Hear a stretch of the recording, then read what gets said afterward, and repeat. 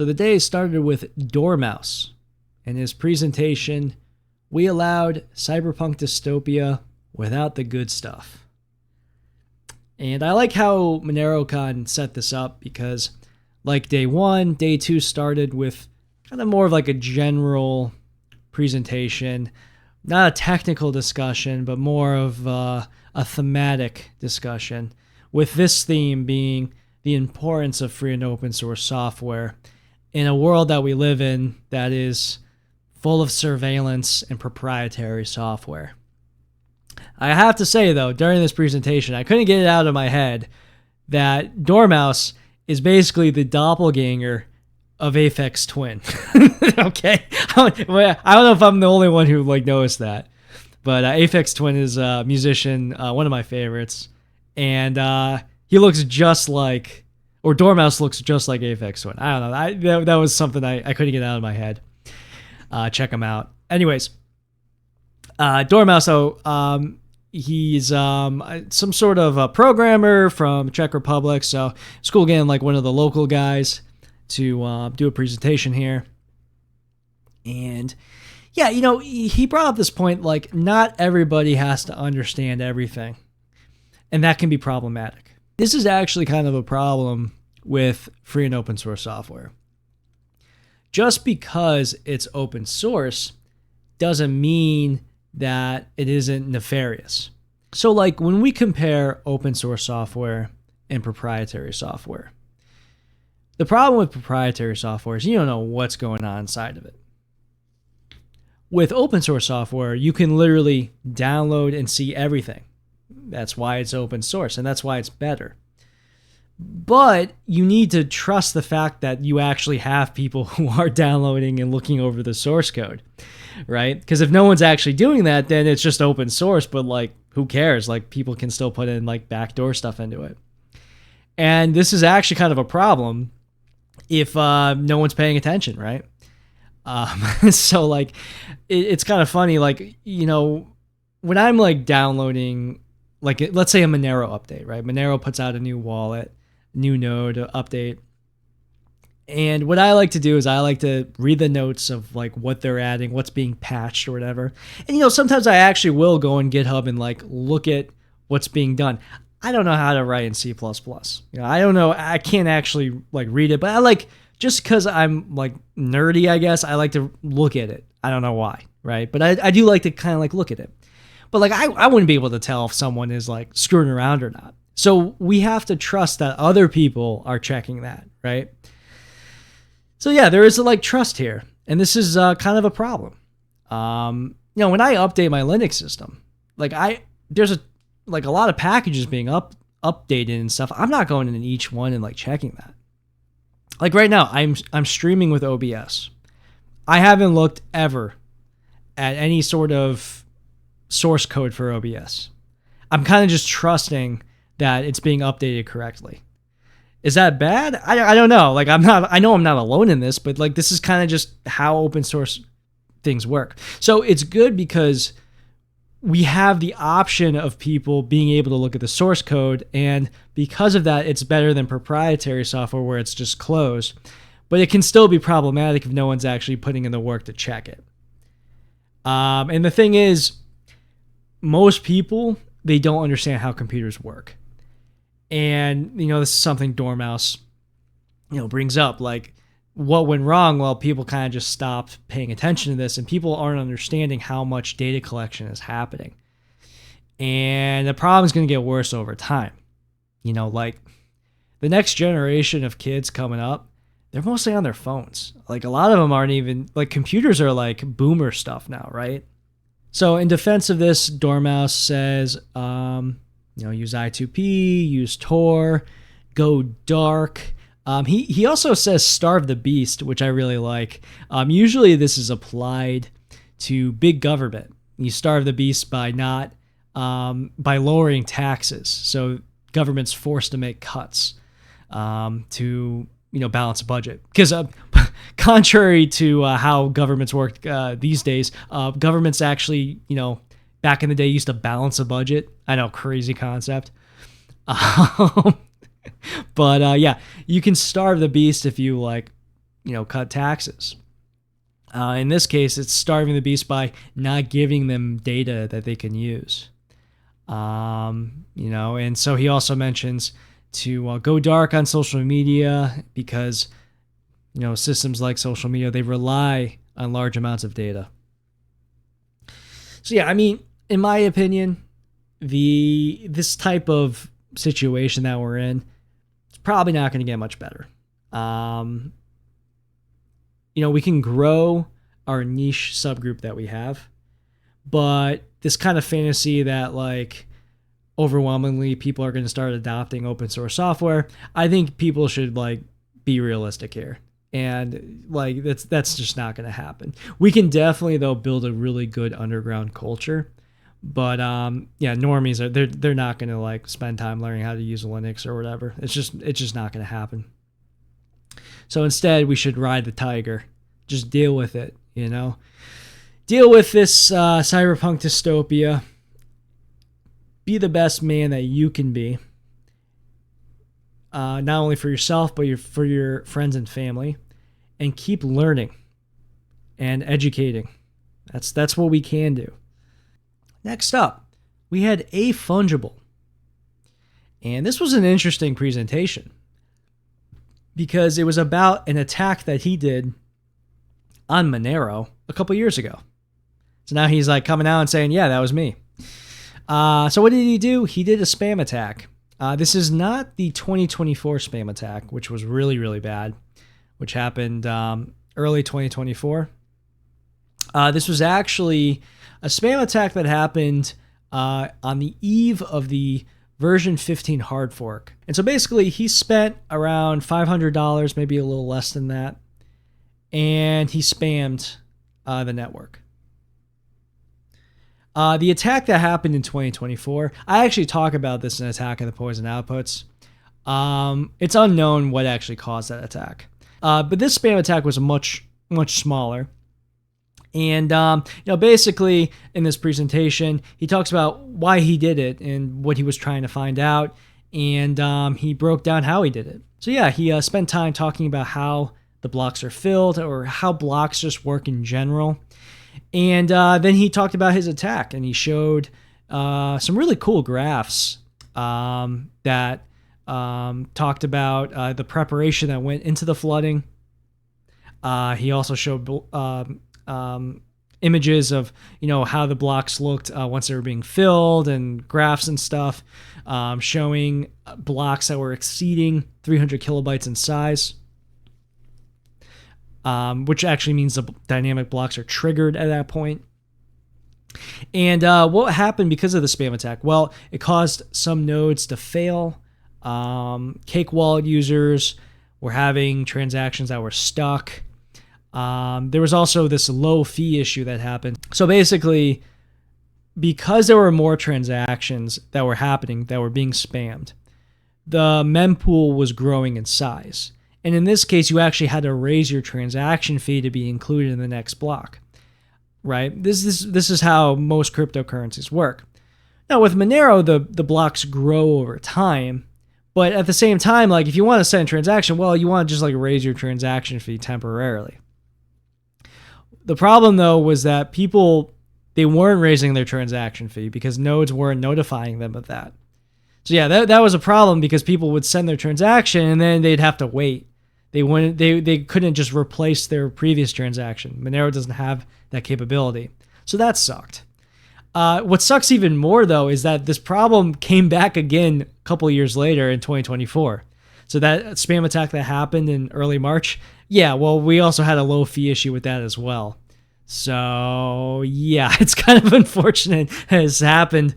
This problem happened in 2022 and then happened again 2 years later. So yeah, hopefully we've like learned our lesson by now. But anyways, he mentioned that for $100,000, you could sustain like a good amount of pressure on today's Monero network.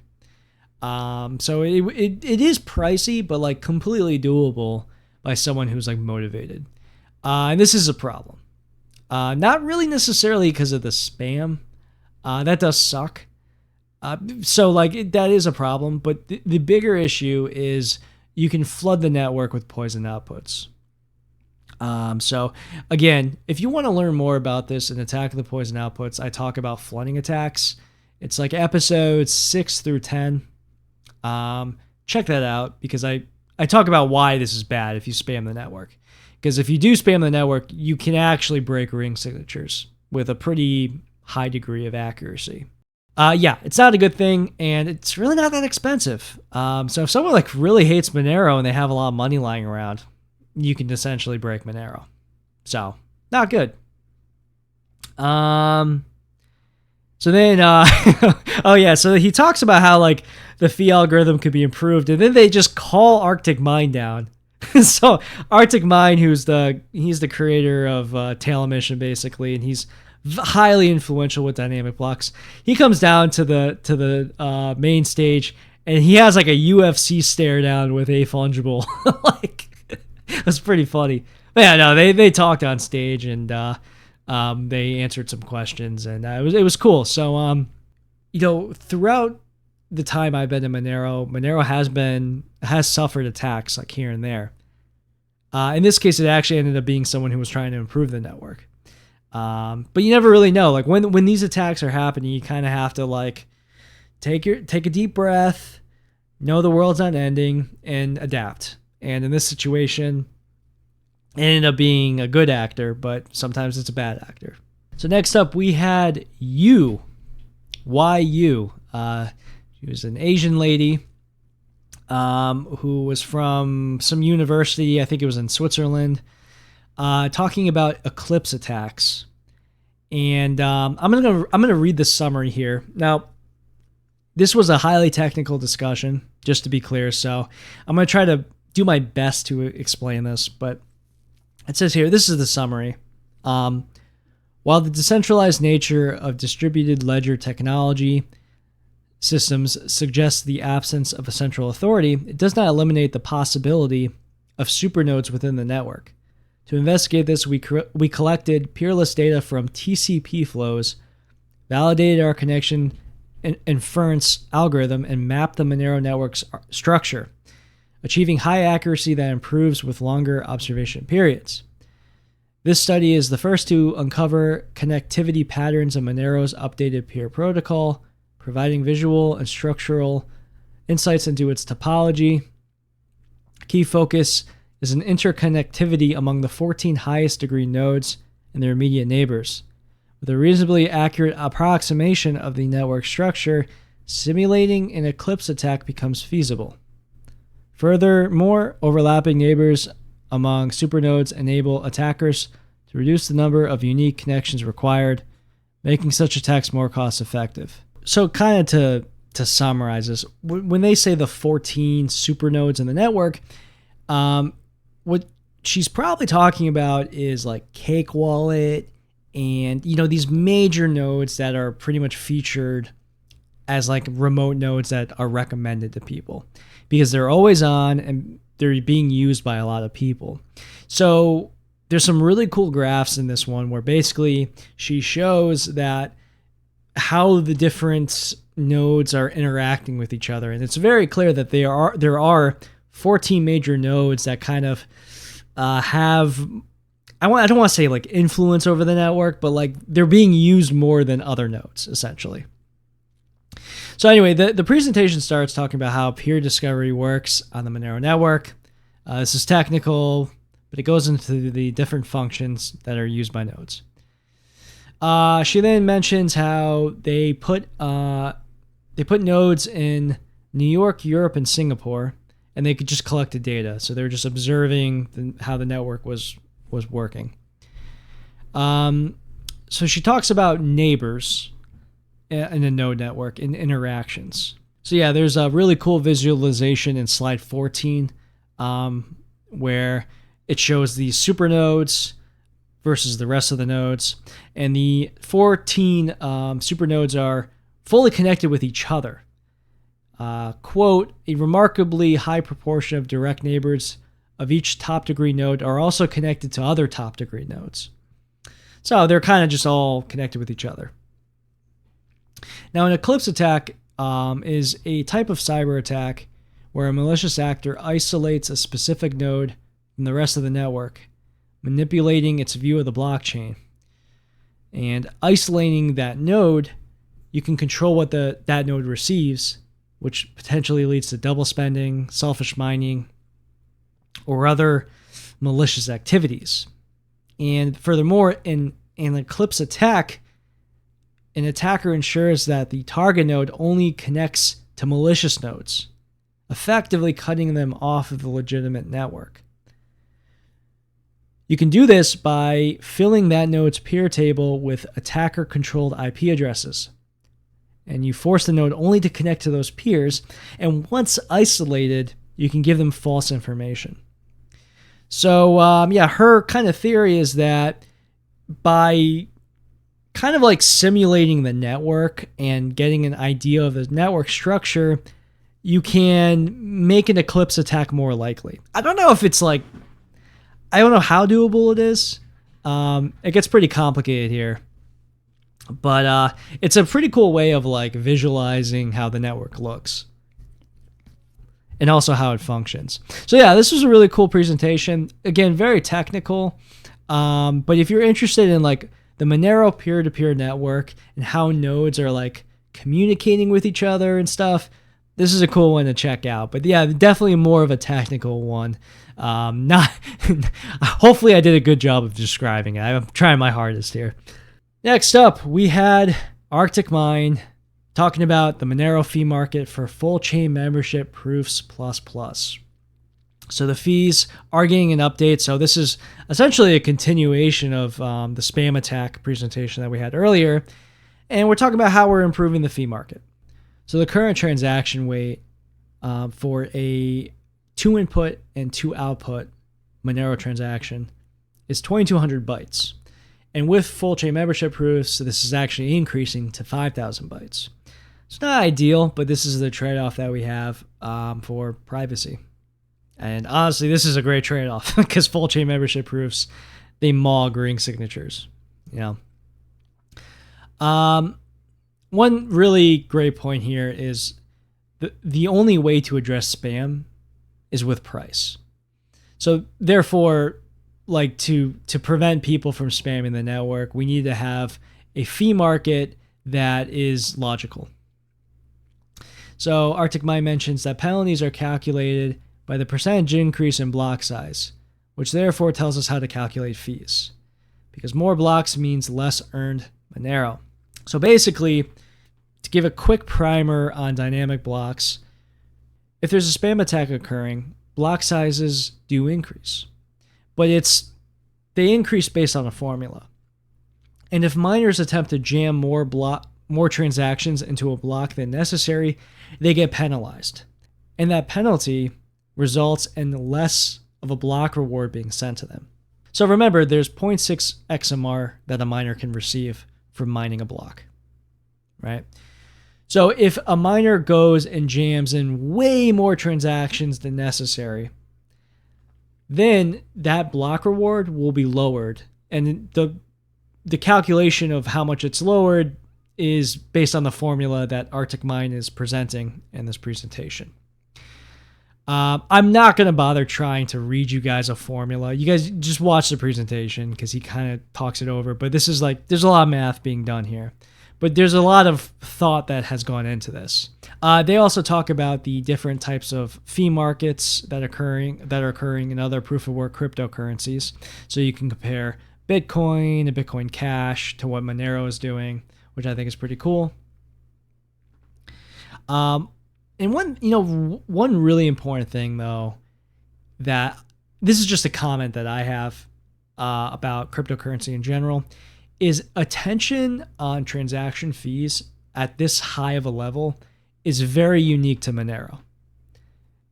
Like no one else is really talking about this, which is this is a huge positive for Monero because this is like a really important topic. And to really be, trying to improve this is one of the main reasons that Monero works so well on the base layer. You look at Bitcoin, they're just burying their heads in the sand. They're kind of just ignoring this like looming problem that exists. of this fee market, this reliance on a fee market. With the block rewards going lower and lower, that the fees are going to have to get higher and higher for miners to make a profit, and that's a problem. One other thing that was mentioned was node relay. So I guess it could be possible that nodes could be incentivized to not relay low fee transactions, which is interesting. I've never heard of that concept, but this is a way that, if there is a lot of spam, maybe nodes could actually help out with that. For a project like Nano, they can actually censor transactions based on wallets. So if there's a certain wallet that is like spamming transactions, they can put a cap on that. But with Monero, this is a lot harder, especially with Dandelion++. So you can't really censor based on that. So yeah, if you're looking for a deep dive into formulas, how, and like all the thought process going behind it, this one is really interesting. Next up, we got HBS talking about EVM atomic swaps. So EVM stands for Ethereum Virtual Machine, which is the computation engine where Ethereum smart contracts run and store their state. If you remember back in 2022, 2023, Newt, she was working on these atomic swaps. She did make a protocol for it, which it did work. However, only 12 of them were ever done, and they were probably all just like test transactions. I kind of doubt like any of them were actually like organic usage. That's kind of the issue here is like in general, atomic swaps are just not really used. And it's not just with Monero to Ethereum, but just like in general. So why is that? Well, it's really because they're just not needed. If you think about it, like if you were telling somebody to like swap your Bitcoin into Monero, they're just going to use one of these coin swap websites. Like it's just super easy. You have Bitcoin, you go to a website and you press a button and it just swaps it into Monero. I mean, that right there is convenience. So because of that, like, why would you take the time to learn how to use all this really complicated stuff in the terminal that nobody else is using? Like, that's just not going to happen. So because of that, most of these people are just using coin swap sites. And that's really what we've seen in that actual adoption. In addition to that, in addition to the swaps being difficult to do, the setup, was difficult. Also, there were high gas fees. So it was just like a really bad setup from a UX perspective. Really interesting that it was made, but just not that usable in real life. Like it wasn't going to ever see actual adoption. So HBS, he's going about this as a way to revive this idea, but with an emphasis on UX. So lower gas fees, introducing a Monero and stablecoin pair, which would actually be used more because people really want to, make use of stablecoins. He wants to prevent spam. He wants to, have deposits be funded by third parties. Just a much more refined experience is really what he's going for. And so to do that, he's made a smart contract, which essentially improves what Newt had previously made, and everything is on chain. And he's made it and he's talking about it, and that's what this presentation is. And so then he goes into detail talking about the swap parameters and how it works and all that as well. So cool stuff. I think another issue is that in general, people with Ethereum don't really communicate much with people who use Monero. That's kind of just a general thing I've noticed. It's kind of different ecosystems, right? You have the smart contract ecosystem and the digital cash ecosystem. They're not really that related. And I mean, I personally have almost no connection with the smart contract crowd. But like there's cool people involved doing stuff over there. It's just that I'm mostly just focused on proof of work, peer-to-peer cash. But anyway, building that relationship though is not a bad thing. And it seems like there is a focus on it having better UX. And I do agree that this is probably the move to make if you want to increase adoption here. Next up, we had CJ and Sean Coughlin talk about Greece. I mentioned this on the show actually a couple weeks ago. It was announced, and this was a cool talk. Basically, it was not that technical, talking about a minimal payment channel implementation for Monero. So the idea here is this isn't like a fully fledged second layer. Their kind of argument is like, instead of trying to promise too many things, let's just focus on one little thing, and that is a payment channel. So basically, this is something that wouldn't be published on chain, and it would be a back and forth transaction that eventually is published. So this is great for scaling. It's much more simple than like promising the world like Lightning Network is doing. And it has like real world applications, like a casino is something that they mentioned. So it's kind of like these multiple rapid small transactions between two parties that are mostly in one direction. So another example they gave is like opening a bar tab. You know, you give someone, you open a bar tab, and over time you'll spend more and more money, and then eventually you close out, right? So to accomplish this, they created a new multi-sig wallet with a payment channel that's open, and transactions are made and adjustments are made. And to enforce this, they have a escrow service. They call it the key escrow service, is what solves that issue of escrow. I'm not completely sold on whether or not that could work, but this is their application for it, and they have some technical discussion around that as well. But I will say I do like how specific this kind of situation is, and it's something like this could definitely work. So that was kind of cool. You know, and like, yeah, in general, like Lightning Network does promise, like it over promises and under delivers, where in this case, they're limiting the scope of what this is, but you could expand it if you had wanted to. So a cool talk overall. If you are interested in like second layer stuff, this is a presentation you're going to want to, you know, prioritize. So we got two more here. The next one is Alan Szepieniec.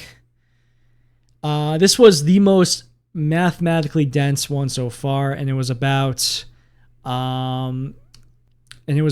post quantum anonymity without signatures. So you know, prior to all of these talks, you know, I like looked up the person before, kind of like took some notes on who they were to kind of get an idea, and then I would watch the presentation. So this guy, Alan, he is the founder of Neptune Cash, which is you know, his project, you know, cutting edge, bleeding edge kind of stuff, where it's like full on ZK Starks, zero knowledge proof stuff, post quantum signatures, right? And so anyway, I go on the website for Neptune Cash, and so come to find out, several days ago, like literally July 5th, they had a really bad undetected inflation bug that they discovered. And yeah, it kind of soured everything. And it really, like, to me, emphasizes that, like, this really technologically dense stuff is really fragile. So when you are, like, experimenting with these, like, really novel things, like, it can break. And I will say the timing of this makes me believe that maybe at the conference, he was approached by some other developers who were kind of like, yeah, I don't think the math here kind of adds up correctly. And then later on, when he went back, you know, to back home, he probably ran some tests and maybe confirmed that the suggestions were correct, that there may have been an inflation bug. So I don't know. That's just my speculation, but the timing is a little interesting. So ignoring all that, though, this was a really mathematically dense talk, by far the most difficult to try to explain. So I'm not going to really talk about the formulas, really, but it talked essentially about zero knowledge proofs. Yeah, I guess he is, Neptune Cash is using this post-quantum security, and I guess it's applicable because it is ZK Starks. I don't remember if he talked about like the what post-quantum encryption he was using. I forget. It was a very technical discussion. So if you're interested in that, check that out. Anyway, the last discussion was from Harry Halpin, founder of Nym. I mean, Nym VPN, it's a VPN service. This is basically a 20-minute shill campaign for Nym. Not saying it doesn't work. Essentially, it's a mixed net. In the presentation, he actually does mention the Xano de-anonymization stuff that happened. So he mentions that. And then he talks about the history of mixed nets and how they came to be. And, to be honest with you, this was basically just shilling his company. Not saying that it doesn't work, but I'm highly skeptical of some of the slides in this presentation. He shows a comparison between this Nym anonymous mixnet and Tor, and he gives 5 stars for the Nym project and then 3 stars for Tor.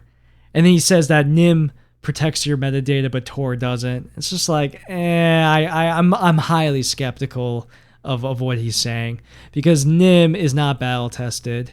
And yeah, I don't know. I mean, this project could be cool. It's got some people endorsing it. But when I see stuff like that, I kind of cringe, because I don't know. It's a VPN at the end of the day, and VPNs have a bad reputation for over-promising privacy. Furthermore, from what I've read, Nym, when you go through this super anonymous feature that they have, it's very slow. So not a lot of people are using it. Oh, and the other thing too is Nym uses its own cryptocurrency, which is another red flag. Whenever I see projects that mention that they have their own cryptocurrency, it's usually a cash grab. That's what I've noticed. So anyways, yeah, I mean, my BS alarm just goes off whenever I see someone say that no metadata is leaked when you use this, and that it's more private than other things that are battle tested. It's kind of really, is it like that? I kind of doubt that. He did mention that it might be used with DarkFi or something, so that could be kind of cool. I'm not putting down mixed nets in general. I think it's a cool concept, and I do think VPNs, there are some interesting developments with them, just because people have kind of figured out that VPNs aren't actually doing much. But yeah, I'm just skeptical of some of the claims being made here. So anyway, that was that. Man, day 2 was packed with a lot of different technical discussion here of a lot of different things. I'm really excited to hear day 3. And Robot, what do you think of the presentations? Beep boop. Would anyone listening be interested in a robot kidney? I need some liquidity to buy Bitcoin. Beep boop. You might actually learn something if you paid attention to this program.